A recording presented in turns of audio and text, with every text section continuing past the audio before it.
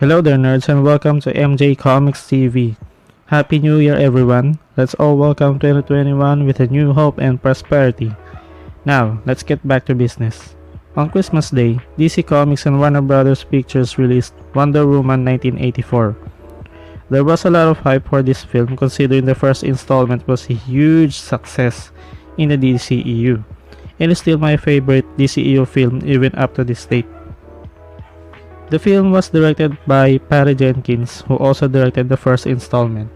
It was also written by Patty Jenkins, one of my favorite DC Comics writer Jeff Johns, and David Callahan, who wrote The Expendables, the two Zombieland movies, and will be writing Marvel Studios' Shang-Chi, and the sequel for Spider-Man Into the Spider-Verse. Most of the main characters of the first film reprised their roles, such as Gal Gadot as Diana Prince / Wonder Woman, Chris Pine as Captain Steve Trevor, Robin Wright as Antiope, and Connie Nielsen as Hippolyta.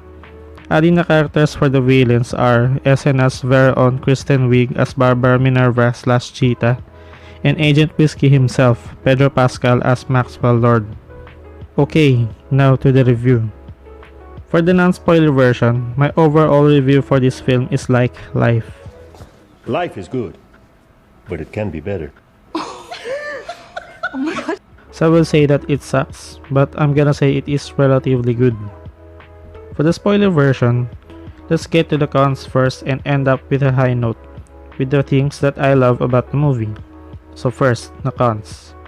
There was a little bit of a cringe in the acting of the minor characters in the movie, specifically this guy in the mall scene. It's just a minor cringe, but a cringe nonetheless. Second, there were also cringe in the ending scene with Maxwell Lord and Wonder Woman, where they have a bit of exchange lines and a long speech when the lasso of truth ties in Maxwell's left foot. Also, just a minor issue. Lastly, the ending was a little bit ambiguous where everyone seems to renounce their wishes.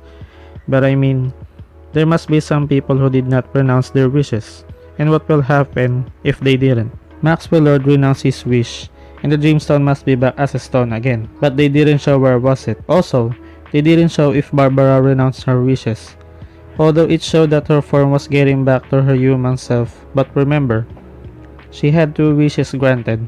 The first one was she wants to be like Diana, and then second, she wanted to be like Diana no more, and wants to be an apex predator, which made her to be the cheetah. Does that mean she still had Diana's abilities, or she's back as pure human? Director Patty Jenkins made a statement that she purposely made Barbara's ending scene ambiguous, where she could return in the upcoming third installment of the Wonder Woman film, which the setting will be on the present day. Now, let's go to the pros of the film.